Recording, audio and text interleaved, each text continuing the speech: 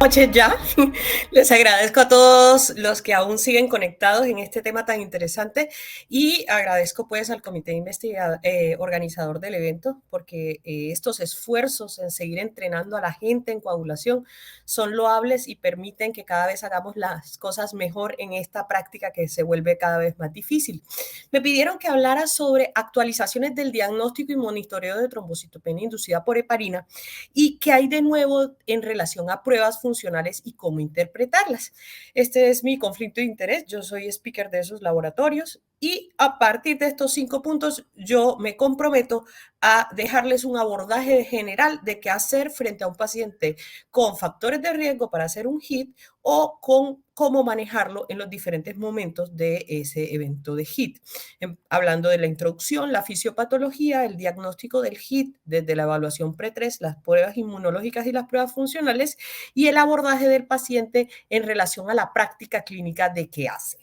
Entonces, es importante este tema porque la heparina es uno de los medicamentos que más utilizamos en la práctica clínica, tanto para pacientes médicos como para pacientes quirúrgicos. Pero el HIT es un trastorno protrombótico inmunitario que se causa por la formación de macrocomplejos que interactúan entre el factor plaquetario 4 y los polianiones de la heparina y que esta, que es una enfermedad inmunológica grave, compromete la actividad de esa heparina y promueve el desarrollo de eventos trombóticos asociada a la formación de estos anticuerpos y macroplaquetas. La incidencia varía mucho según el tipo de heparina y la población de pacientes. Sin embargo, este diagnóstico clínico es de importancia clínica porque impacta significativamente en la mortalidad de este grupo poblacional de pacientes y requiere la acuciosidad clínica para la toma de las decisiones terapéuticas de allí en adelante, luego de que el paciente desarrolla el HIT. El diagnóstico del HIT se basa en una evaluación pareada entre la clínica y el análisis de laboratorio para dar un mejor abordaje al paciente. Entonces, en los próximos minutos yo trataré de responder estas 4 preguntas que son las preguntas capciosas en este tema. ¿Cuándo considero que el paciente tiene un HIT? ¿Cuándo debo realizar una prueba de laboratorio? ¿Cuándo debo cambiar la heparina por un anticoagulante alternativo y qué anticoagulante alternativo utilizar? ¿Y cuándo debo utilizar una prueba funcional o un ensayo específico de HIT? Y es que esta entidad clínica se presenta en 20.000 casos por año. Estamos hablando de que uno de cada 1.500 admisiones hospitalarias en Estados Unidos puede desarrollar un HIT.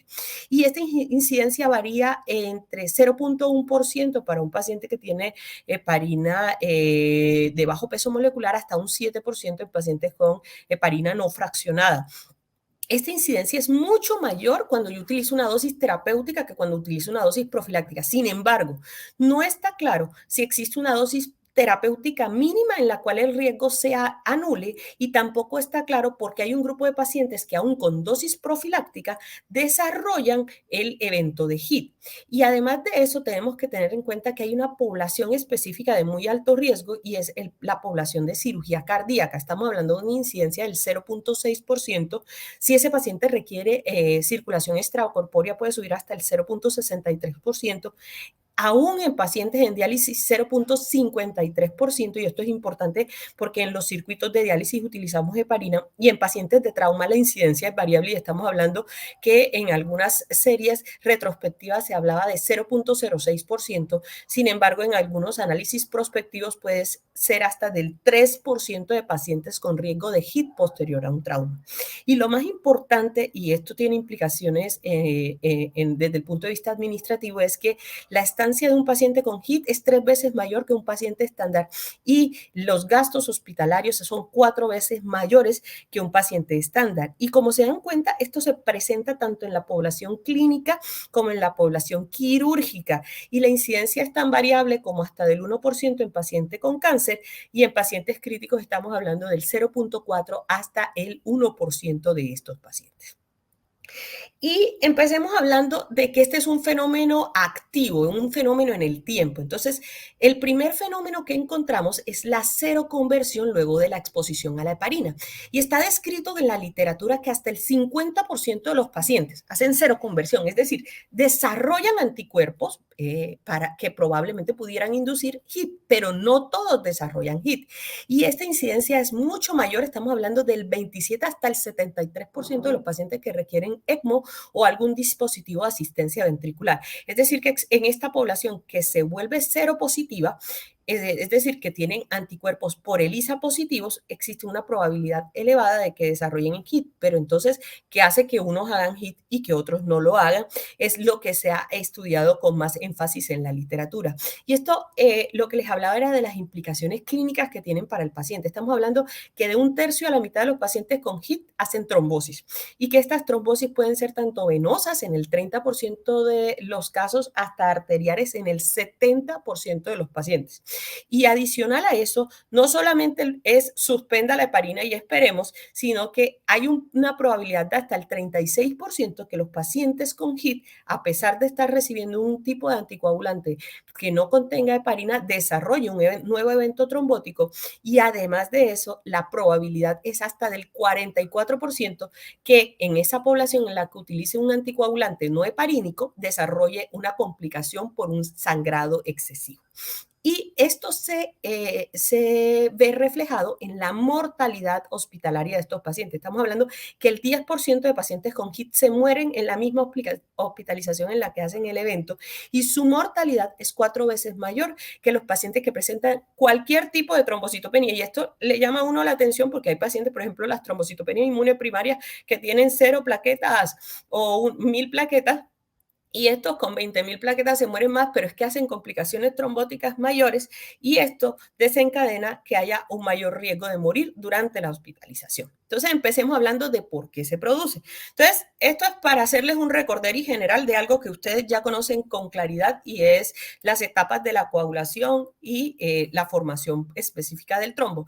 Pero me quiero detener que en esa cascada de coagulación histórica que teníamos en la mente, los diferentes fármacos tienen un efecto biológico a nivel de la inhibición específica de algunas zonas de esa cascada de la coagulación. Conocemos los inhibidores del DSA, el rivaroxaban y el apixaban.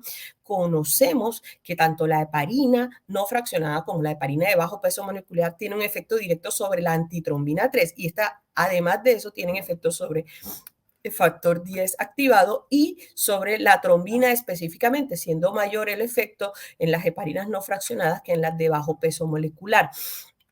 Y es que la acción específica de las heparinas es su unión a la antitrombina, produciendo los cambios conformacionales en la estructura estequiométrica de esta. Y eso es lo que da la actividad específica en la activación, con lo cual se potencia el efecto anticoagulante de estas moléculas. Y para que lo recuerden, cuando hablamos de heparinas de bajo peso molecular nos referimos a oligosacáridos, mientras que cuando nos hablamos de heparinas no fraccionadas nos referimos a polisacáridos de longitud completa. Entonces, ¿qué es lo que pasa cuando un paciente desarrolla HIT? El desarrollo de HIT es simplemente la producción de anticuerpos de tipo inmunoglobulina G que se dirigen contra el factor plaquetario 4 porque se generan complejos ultragrandes de heparina y esa interacción de esos complejos ultragrandes de heparina va a dar origen a que interactúen directamente con la porción FC del receptor de la plaquetario 2 y esto va a dar origen a que disminuya el recuento plaquetario en general. La reducción de plaquetas nunca es inferior a 20.000, ¿verdad? Es superior a este número y además de eso es una actividad inflamatoria que compromete los neutrófilos que van a producir, los monocitos que van a generar mayor inflamación y el endotelio que va a estar hiperactivado. Es decir, que esa acción específica de la interacción del factor plaquetario 4 con los grandes ultracomplejos van a dar origen a el desarrollo de eventos trombóticos. Y es que esta gráfica nos va a explicar esquemáticamente qué es lo que pasa en el vasito de mi paciente.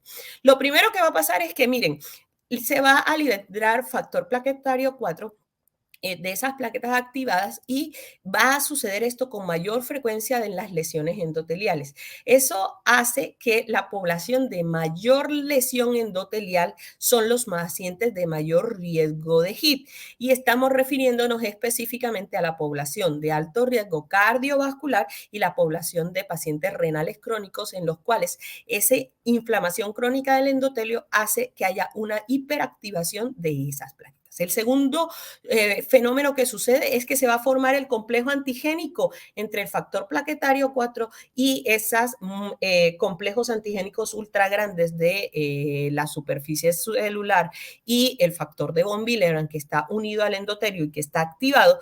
Y eso va a producir que se generen estos grandes complejos que interactúa la heparina, los anticuerpos, las plaquetas y esa como masa grande es la que va a hacer que se formen los complejos ultra grandes y estos complejos antigénicos van a acoplarse más a las plaquetas y van a llevar a la liberación de micropartículas trombóticas que van a ser las que van a dar origen tanto a las lesiones necróticas de la piel como a los eventos necróticos arteriales como a los eventos trombóticos venosos en mi paciente.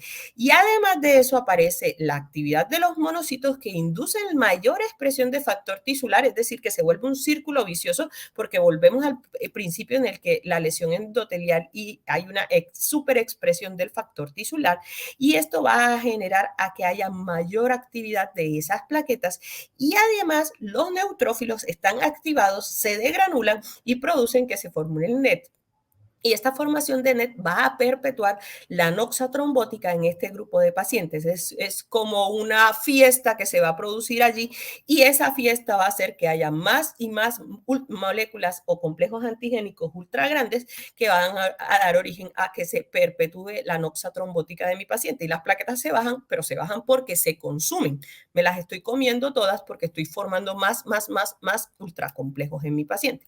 Y aquí lo importante es el tiempo, porque desde que un paciente se produce, tiene anticuerpos de tipo HIT, se pueden desarrollar más o menos en 4 a 14 días del inicio de la terapia con heparina. Necesito que pase este lapso de tiempo para que mi cuerpo produzca esos anticuerpos antiheparina. La disminución de las plaquetas aparece más o menos entre 2 a 4 días después de la seroconversión. Es decir, yo produje los anticuerpos, me seroconvierto, pasan 2 a 4 días y eso está en el tiempo estándar que yo espero que mi paciente desarrolle el HIT. Y además de eso, la probabilidad de que mis plaquetas disminuyan más del 30%, que es el criterio diagnóstico, requiere más o menos 5 a 10 días después del inicio de la terapia con heparina. Es por eso que nos ponen ese rango horario cuando hacemos las pruebas preclínicas de valoración de riesgo. Estos anticuerpos son anticuerpos transitorios. Sin embargo, persisten hasta 100 días después de haberle quitado la heparina a mi paciente. Es decir, que yo lo puedo tener a un cero convertido, pero sin actividad trombótica o sin actividad específica en la formación de complejos antigénicos ultra grandes. Y además de eso, esa actividad o esa inflamación endotelial que generó que se produjeran anticuerpos en una segunda exposición a la heparina hace que de 4 a 10 días yo haga que se formen nuevos anticuerpos y desarrolle nuevamente un HIT en un paciente. Incluso se ha descrito que hasta en 2 días después de la exposición pueden aparecer los síntomas clínicos en mi paciente. Y adicional a eso, la pregunta que nos haríamos es, bueno, ¿y el tipo de heparina importa? Da lo mismo heparina de bajo peso molecular que heparina no fraccionada. Y aquí, como la pregunta frecuente que se hace, el tamaño sí importa. Y es que, como les había comentado con anterioridad, una heparina de bajo peso molecular es un complejo oligosacárido, mientras que la heparina no fraccionada es un polisacárido. Y yo necesito al menos 12 sacáridos complejos para formar un complejo ultra grande, que es el que va a dar origen al HIT. Por eso es que es mucho más frecuente que con una heparina no fraccionada yo desarrolle un HIT que con una heparina de bajo peso molecular, aun cuando sí lo puedo hacer, pero eso explica por qué con el Fondaparinox yo no produzco o el riesgo es virtualmente menor que con enoxaparina o con heparinas no fraccionadas o de bajo peso molecular. Y es que además de eso, para que yo pueda generar un evento de HIT, yo necesito que las concentraciones de esa heparina oscilen entre 0,1 y 1 miligramos por mililitro, que adicionalmente es la dosis terapéutica que yo utilizo para el manejo del paciente. Entonces, tendría que tener el caldo de cultivo de la inflamación de ese endotelio y además de eso la exposición a la heparina y mucho más si es heparina no fraccionada. Entonces, ¿cómo hago el diagnóstico? Primero, contarles que la clínica de estos pacientes, la manifestación más importante es la trombocitopenia. En general es el patrón distintivo que se produce de 5 a 10 días luego de la exposición a la heparina y que puede ocurrir, pero en general no es una trombocitopenia tan severa y nunca llega a menos de 20.000 plaquetas. La trombosis, que como les hablaba, puede ser tanto venosa como arterial.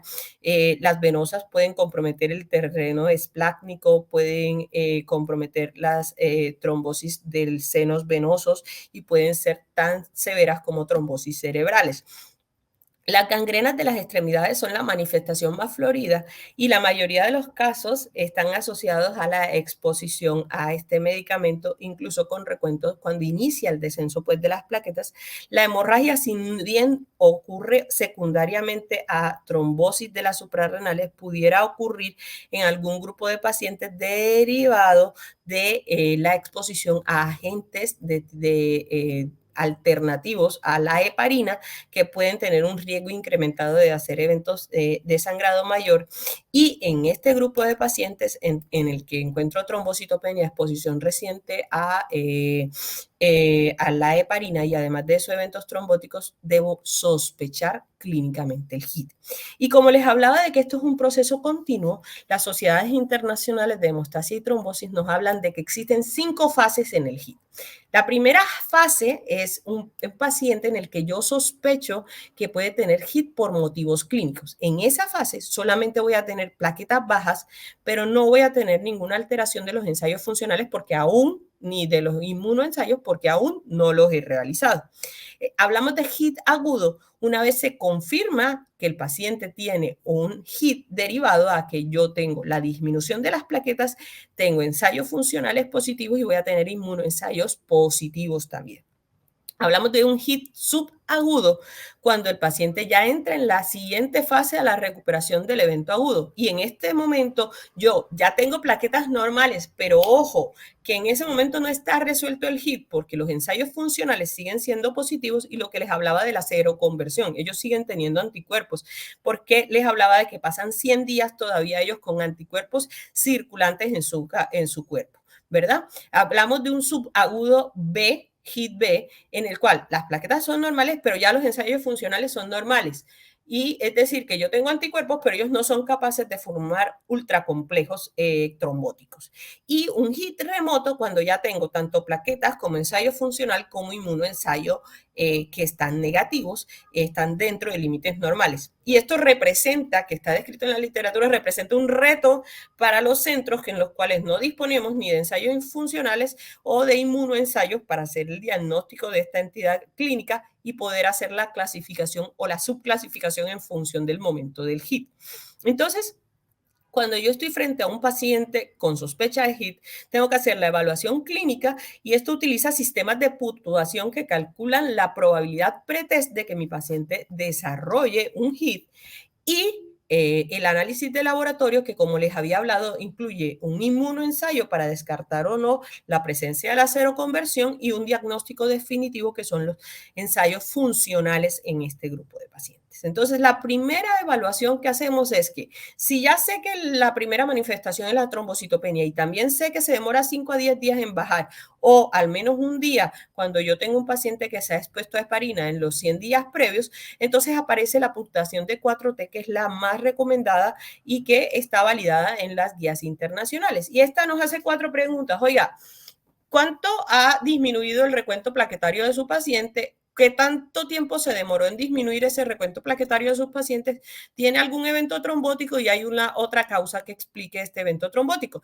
Y así poniéndole 2 puntos, 1 punto o 0 puntos, yo puedo establecer que mi paciente tiene una alta probabilidad de HIT cuando está entre 6 y 8 puntos, una probabilidad intermedia de HIT de 4 a 5 puntos o una baja probabilidad de HIT con 1 a 3 puntos. Entonces ustedes dirán, ah, bueno, eso es facilísimo, eso lo podemos hacer cualquiera. El problema es el siguiente. Miren, que el valor predictivo negativo de la prueba es muy bueno. Estamos hablando que es tan alto de 0.99, es decir, que virtualmente yo excluyo la probabilidad de HIT en un paciente que me da un 4T de baja probabilidad.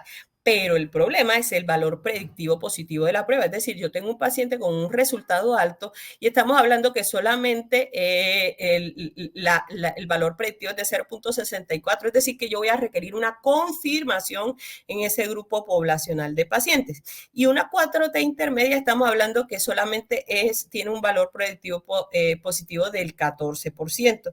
Y esta probabilidad es mucho mayor dependiendo del escenario clínico del paciente que tenga. Entonces, si tengo las características clínicas del paciente y además de eso tengo una probabilidad baja de que desarrolle el evento, es mucho mejor la interpretación. Sin embargo, con altos e intermedios puedo tener limitantes y allí en ese escenario clínico es en el cual la literatura habla más de la importancia de las pruebas de laboratorio. Otras pruebas también se han evaluado para valorar la probabilidad pretest de que mi paciente tenga el HIT. Y este es el Expert Probability, que es el HEP. Y incluye características de la trombocitopenia, incluye estos 6 marcadores y además de esto, las otras causas de trombocitopenia que pudieran explicar el evento. Entonces, esta surge porque la 4T es subjetiva y se asocia a un acuerdo interobservador subóptimo. Entonces, la prueba de validación que se hizo en Cleveland Hospital documentó que había una concordancia significativa interobservador con un coeficiente de correlación interclase de 0.88, un intervalo de confianza fantástico de 0.8 a 0.93. Y que además de eso, había una correlación importante entre los resultados de la prueba y los resultados del laboratorio con HIT, y estamos hablando de un AUC de 0.91 versus 0.74 con la prueba de 4T, con un modelo que era tan sensible como hasta del 100%. Y miren que la curva, el área bajo la curva ROC de este paciente era con AUC de 0.91 versus 0.74. Entonces, con esto decimos, bueno, ¿para qué vamos a hacer 4T si podemos hacer HEP? Sin embargo, cuando se han hecho los estudios de validación externa, este es del blog del 2013, porque el anterior era del 2010, miren que ellos compararon 4T con HEP y el AUC de ellas es de 0.73 para 4T y de 0.75 para HEP, sin ser estadísticamente significativos. Y cuando ellos se preocupan y preguntan, ¿será que el problema es el punto de corte que utilizamos para el HEP? Y evaluaron 2 puntos de corte, utilizando puntos de corte de mayor de 2 y utilizando puntos de corte de mayor de 5. Sin embargo, eso no mejoró el rendimiento de la prueba, razón por la cual los autores concluyen que ambos puntajes son muy buenos, ambos scores de riesgo son muy buenos, predicen la probabilidad pretest de que yo tenga un HIT, pero dada la complejidad del modelo de puntuación de HEP, se justifica más validación externa de la prueba. Y además de eso, miren que esto después fue validado en población china. Este estudio está muy chévere porque ellos cogieron 3 hematólogos expertos y los compararon. Les pidieron que evaluaran HEP y 4T en un grupo de pacientes con sospecha clínica de HIT. Y además de eso, evaluaron no solamente la parte clínica, sino la parte serológica, la presencia de anticuerpos, y evaluaron la concordancia entre ellos y sus residentes para ver cuál era la concordancia en la evaluación de estos scores de riesgo. ¿Y qué fue lo que encontraron este grupo chino? Que había una correlación adecuada, que solamente el 24% de los pacientes tenían serología positiva. Y esto es súper importante porque esto habla de que el rendimiento diagnóstico de la prueba de inmunoensayos tampoco es tan buena como nos gustaría tener, y esto tiene que ver con el punto de corte que más adelante les voy a hablar. Pero cuando utilizamos la correlación entre esos títulos de anticuerpos y los diferentes scores de evaluación pretest de la prueba, ya sea el HEP o el 4T, el rendimiento fue similar de ambos, con R de 0.33 para el HEP y 0.44 para la 4T.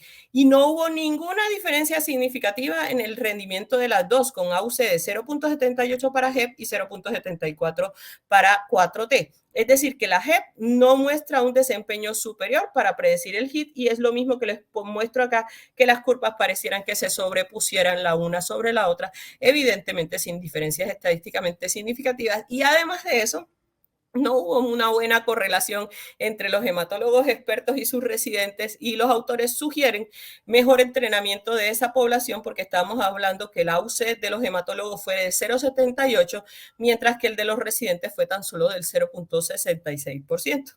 Entonces, basado en eso, los scores no son perfectos, pero en este momento tenemos un score sencillo y práctico que podemos utilizar, que es el 4T, que está validado y que está soportado en la estadística, y que lo más importante de este test sería el valor predictivo negativo de la prueba, y que con los de riesgo intermedio y riesgo alto requeriríamos un inmunoensayo para la confirmación. Entonces, cuando nos referimos al inmunoensayo, simplemente es, yo necesito medir mediante pruebas de inmunoensayo los títulos de inmunoglobulina G que se producen frente a esa heparina de mi paciente, y lo puedo hacer por pruebas de ELISA, lo puedo hacer por prueba de inmunoensayo rápida que sale en una hora, y es un inmunoensayo poliespecífico que incluye anticuerpos de inmunoglobulina A, G y M, o un inmunoensayo de quimioluminiscencia poliespecífico o específico para inmunoglobulina G. El problema de las tres técnicas para poderlo hacer es la precisión diagnóstica, y la precisión depende del umbral de cada ensayo. Y como se dan cuenta en esta tabla, para ELISA, para inmunoglobulina G, yo tengo una sensibilidad de 99.6% con un umbral de densidad óptima más o menos del 0.7.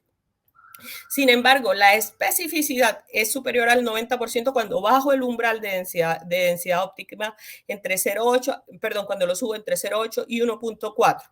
Entonces, allí toca jugar con los resultados de eso para mejorar el rendimiento de la prueba. Cuando exploramos los estadios de quimioluminiscencia, pasa algo similar. La sensibilidad superior al 95% y una alta especificidad del 90% con umbrales de 1. Y los poliespecíficos requieren umbrales mucho más altos, hasta de 3.85. Entonces, los valores de densidad óptica de los inmunoensayos varían entre un laboratorio y otro, y entre una casa farmacéutica y otra.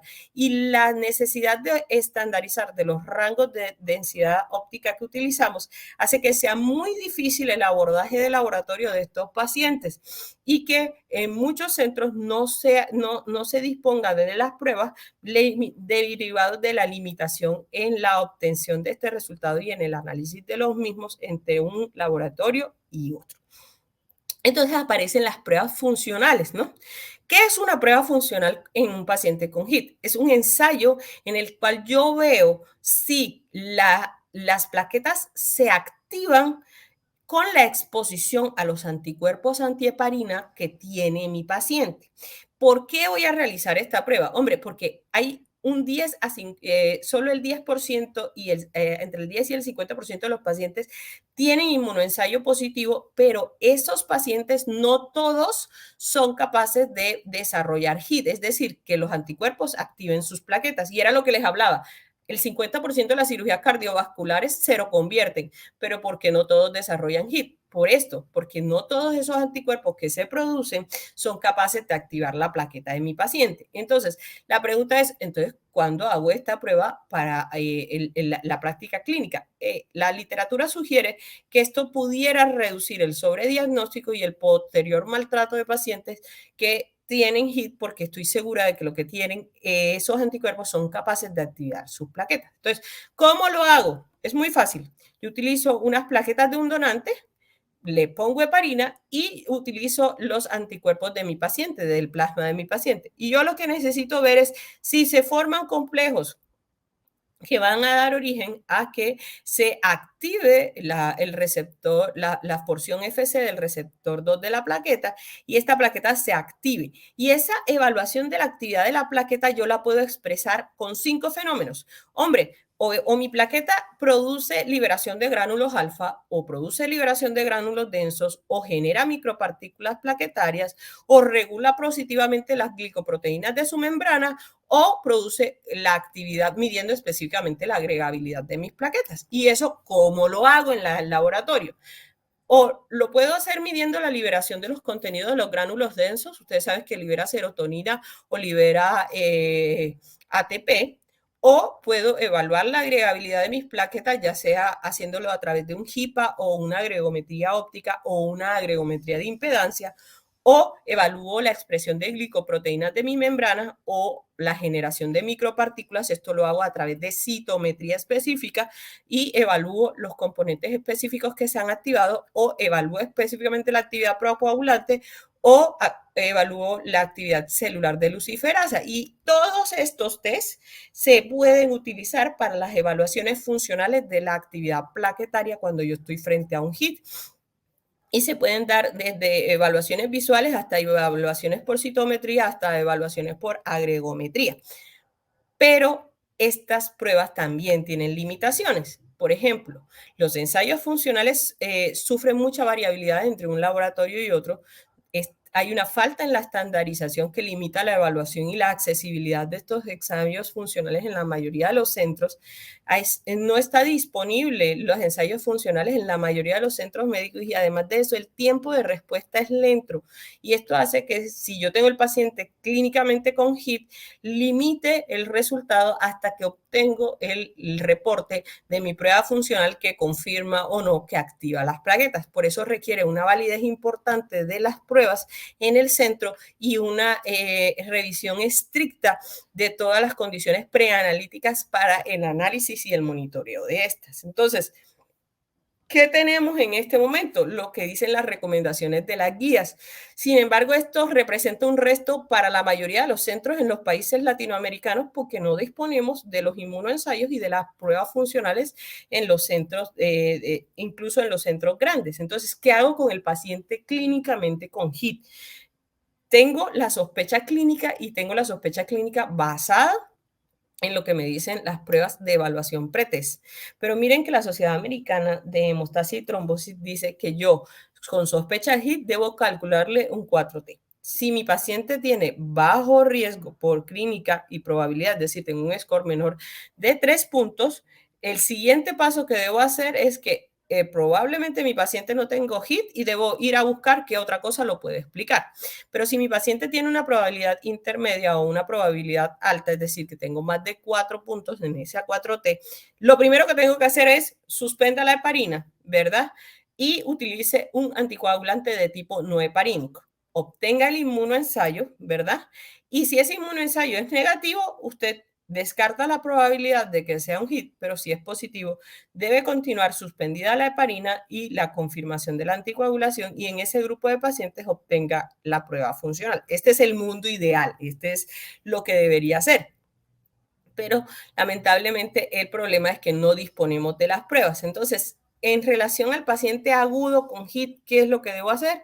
Suspenda la heparina, que es lo que dicen las recomendaciones de la Sociedad Americana de Hematología, sugieren utilizar anticoagulantes no heparínicos, ya sea el argotraban o la vivalirubina o los danaparanoid en pacientes con enfermedad crítica de mayor riesgo. Pero les cuento que ninguno, ni el argotraban, ni la vivalirubina, la tenemos disponible, la vivalirubina, que debería utilizarse en cirugía cardiovascular, porque tiene una vida media corta, no la tenemos disponible en el país. Pero en estos pacientes, ojo, que hay que valorar el riesgo de hemorragia que se incrementa y valorar la necesidad de procedimientos urgentes que tenga mi paciente.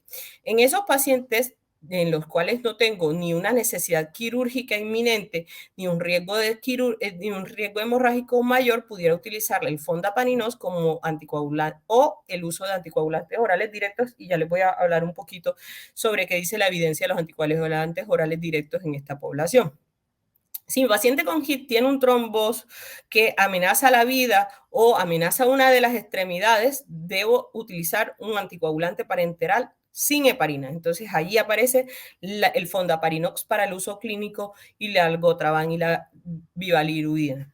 Pero si no tiene una condición clínica aguda, en ese paciente yo pudiera utilizar un anticoagulante oral y directo, y del que más evidencia existe es del rivaroxaban, y las dosis pueden variar en función del momento específico del HIT en el que esté.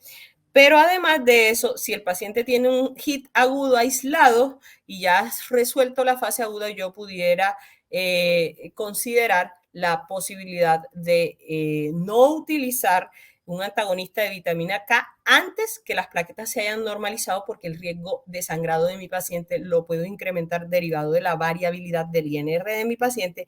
Y de rutina, yo no debería transfundir a estos pacientes y solamente los debo transfundir si tienen evidencia de un sangrado activo en el momento. Porque si yo los transfundo, lo que voy a incrementar es la actividad trombótica, sobre todo en el paciente del HIT agudo. Entonces, lo que dice en las guías es que usted seleccione la anticoagulación, la estrategia de anticoagulación que va a utilizar en ese paciente en función del momento del HIT en el que esté. Pero para poder hacer esto, yo necesito tanto ensayos funcionales como inmunoensayos para confirmar qué momento del HIT tiene mi paciente. Porque incluso en el paciente en el que está, tanto en el HIT remoto como en el HIT subagudo B, yo pudiera volver a reintroducir la heparina en este grupo poblacional de pacientes. Y en el que sí definitivamente no puedo utilizarla nuevamente ni reintroducirla es el uso de en el momento agudo en el que la bivalirudin es el estándar of care recomendado para Estados Unidos. En Estados Unidos y en Europa está autorizado el argotraban como un inhibidor directo de la trombina para profilaxis de pacientes con eventos de HIT. Y la bivalirudina es un inhibidor directo de la trombina, pero realmente sus usos son off-label. En el entorno de cuidados intensivos se ha utilizado ampliamente y hay estudios, sin embargo, por fuera de etiqueta en pacientes de cirugía cardiovascular. Ambos agentes se usan en pacientes con HIT sospechado o diagnosticado y pueden ser el reemplazo de la heparina en el contexto de pacientes que requieren membranas de oxigenaciones extracorpóreas o dispositivos de asistencia ventricular en el momento agudo del evento de HIT. Y es que esto deriva de varios factores. Uno, la vida media corta de estos medicamentos hacen que pueda ser seguro para la intervención específica, y dos, que no tienen efecto directo para la formación de ultracomplejos, y eso hace que sea mucho más seguro en relación a este grupo poblacional de pacientes.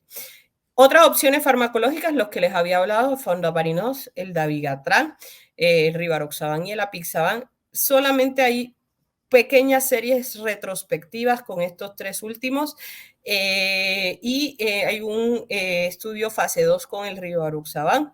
El resto son estudios y series observacionales, y se recomienda seleccionar al paciente en función de las características clínicas, y esto es lo que les hablaba, que es una recomendación de expertos si yo tengo un HIT aislado o un HIT trombótico en relación a que puede utilizar 15 miligramos 2 veces al día de rivaroxaban hasta recuperar las plaquetas, y lo puedo ya pasar a 20 miligramos en el HIT trombótico en la fase aguda o subaguda de mi paciente. Luego de que ya se normalizaron las plaquetas, ¿qué hago? ¿Cómo lo anticoagulo? Entonces, las recomendaciones de la Sociedad Americana de Hematología dice que después de que aumente el recuento plaquetario, pudiera utilizar warfarina como terapia anticoagulante en este grupo de pacientes que han desarrollado un HIT trombótico, no un HIT sin eventos trombóticos. También puedo utilizar los anticoagulantes orales directos, en general lo utilizaría por unos 3 meses luego del evento, y en estos pacientes debo estimar varias cosas. Uno, el riesgo de sangrado, el estado crítico del paciente, y pacientes que están incluidos en unidades de cuidados intensivos o en pacientes con insuficiencia renal crónica en los que requiera un reajuste adicional en función de la estrategia de anticoagulación que va a requerir mi paciente.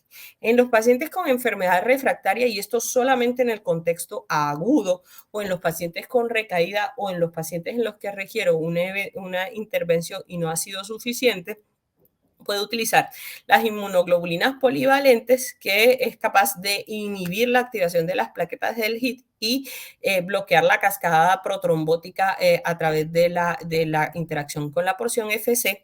El efecto duraría de 2 a 3 semanas y las dosis recomendadas son 2 gramos por kilogramo día, o el uso de plasmaféresis. Y aquí es muy importante porque, por ejemplo, en las estrategias de cirugía cardiovascular utilizamos estrategias de plasmaféresis para el manejo de este grupo de pacientes, de forma que removamos todos los anticuerpos que él tenga y pueda ser llevado al procedimiento quirúrgico que requiera el paciente. Mensajes para la casa. Ojo, es un trastorno trombótico inmunitario. Debemos sospecharlo una vez empieza a descender más del 20% de nuestro recuento plaquetario. Ojo, que puede comprometer la mortalidad de mi paciente y hacer complicaciones trombóticas graves. El diagnóstico preciso es crucial, ya que el sobrediagnóstico va a exponer al paciente a que lo tratemos de forma inadecuada. Y no se les olvide el abordaje basado en el algoritmo, utilizando la 4T inicial. Si es bajo, excluyo la probabilidad de HIT. Si es intermedio o alto, suspendo la heparina y y utilizo una heparina, un anticoagulante no heparínico como estrategia de anticoagulación, en la cual puede utilizar el fondaparinox o los anticoagulantes orales directos una vez ha pasado la fase aguda del paciente, en el paciente que no tiene indicación de manejo quirúrgico inminente, y considerar la probabilidad de hacer inmunoensayos funcionales para confirmar o excluir la posibilidad del HIT en mi paciente. Les agradezco mucho por la invitación y quedo atento si aún hay preguntas. Pues doctora Arrieta, a estas horas admiro su energía, la estamina, como dicen los americanos, un viernes en esta hora y la entusiasmo que le pone a sus presentaciones. Entonces, mil gracias. Asimismo, me admiro de cuánto ignoro al respecto de lo que expuso y recibo el mensaje muy bien entregado de que en algunos centros no tenemos las herramientas diagnósticas necesarias como inmunensayo y prueba funcional para perseguir el diagnóstico en estos casos. Me gusta mucho la idea de que hay un abordaje con un puntaje para la determinación de la probabilidad pretest. Me parece un avance enorme. El reto está en poder nosotros medir o serotonina o glicoproteína de membrana o no sé cómo. Estuve buscando mientras usted hablaba alguna oportunidad con Mayo Clinic a ver si había una opción y la ponen en la lista de alternativas, pero no la ponen en su oportunidad diagnóstica, es decir, se quedan con los anticuerpos. Así que deben ser cosas de laboratorios especializados, pero comprometo mi esfuerzo en buscar la opción para nosotros en la fundación y en la región poder atender la necesidad. Muchas gracias. Gracias a ustedes, muchas gracias y feliz noche para el resto de los que están conectados. Muchas gracias.